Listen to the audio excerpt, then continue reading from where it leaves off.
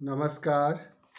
आज मैं आपको भारतीय चित्रकला के बारे में कुछ प्रमुख बिंदु बताऊंगा। चित्र क्या है, पहले तो ये जान लीजिए। किसी व्यक्ति विशेष द्वारा प्रायः शब्दों के अभाव में किसी द्विआयामी धरातल पर किसी भी माध्यम से रेखा एवं रंगों की आकृतियों से निर्मित आभासों का आभास कराना ही चित्रकला है, जिसे कागज़, कपड़ा, काठ, पत्थर, मिट्टी, चमड़ा, ताड़पत्र, प्लास्टिक, गत्ता, कैनवस आदि किसी भी धरातल पर चित्रांकित किया जा सकता है। हमारे देश भारत में प्रागैतिहासिक काल की कला, विंध्य पहाड़ियों से उपलब्ध मानव अस्थियाँ, मध्य प्रदेश के सिंगरपुर में चित्रित चित्र आदि मानव की कला प्रियता को दर्शाती हैं। तमिलनाडु, आंध्र प्रदेश, छोटा नागपुर, उड़ीसा, होशंगाबाद, पंजाब, उत्तर प्रदेश, नर्मदा और उत्तराखंड आदि से प्राप्त वस्त्रों, पाषाण चित्रों, मृत्तिका पात्रों आदि में काले, लाल, पीले रंगों से आखेट दृश्य, नृत्य करते हुए पुरुषाकृतियाँ आदि बनाए गए हैं। ये सभी संरचनाएं भावनाओं, संवेगों, अभिव्यक्ति की लालसा, विजय की कहानी, भय, जादू टोना और मानव स्वभाव को दर्शाती हैं।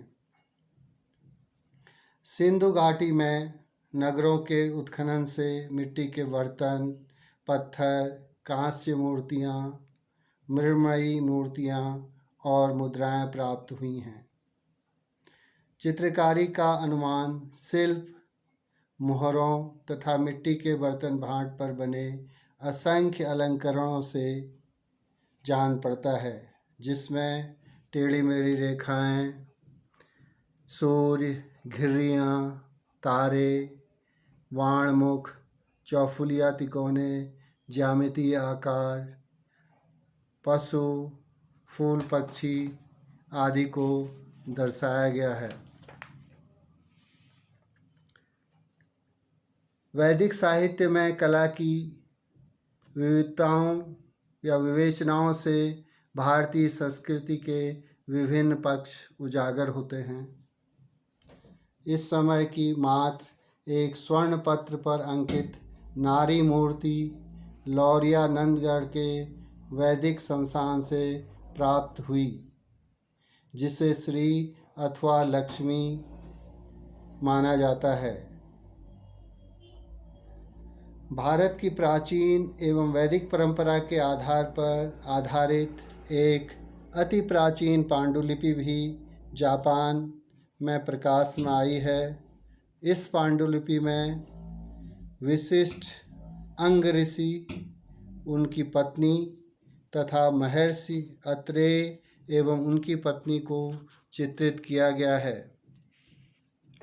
प्राचीन साहित्य में चित्रकला के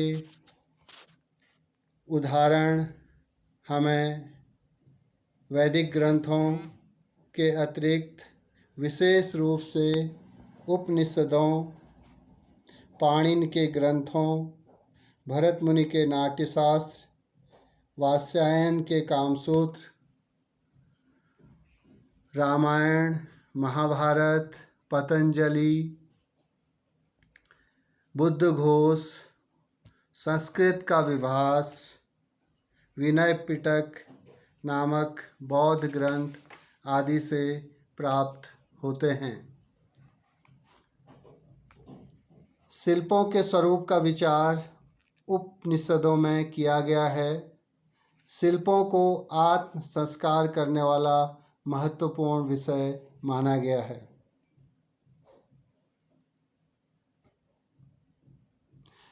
पाणिनि के ग्रंथों में पशु पक्षी, पर्वत, नदी आदि का चित्रांकन हुआ है।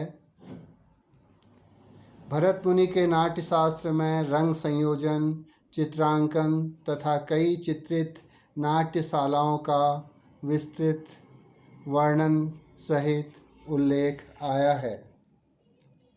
चित्रकला के प्राचीन ग्रंथों में नग्नजीत तथा प्रहलाद कृत चित्र लक्षण के नाम विशेष उल्लेखनीय हैं।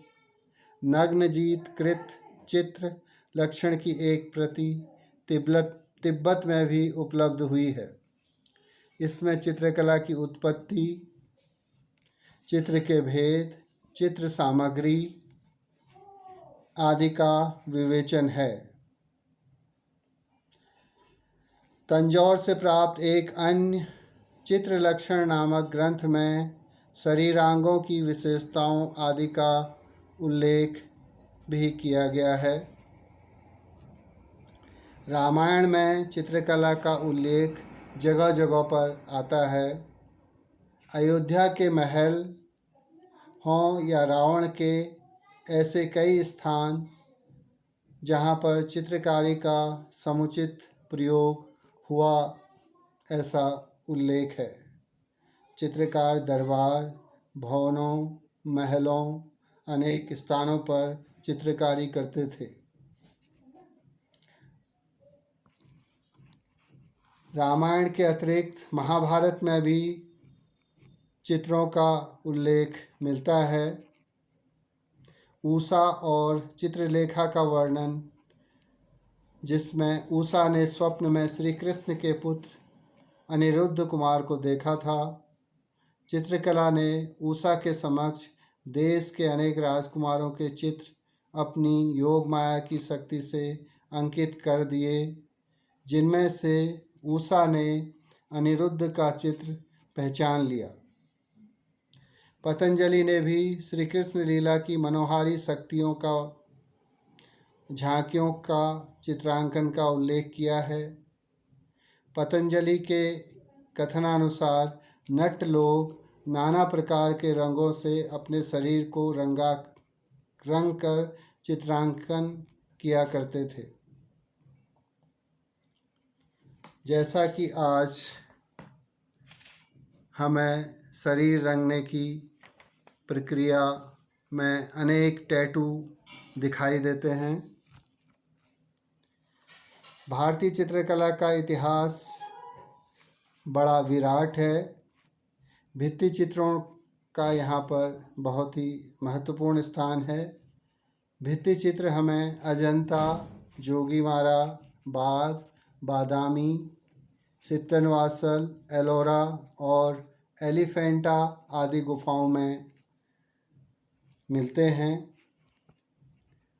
इन चित्रों को बनाने की परंपरा आज हम लोग भूल से गए हैं।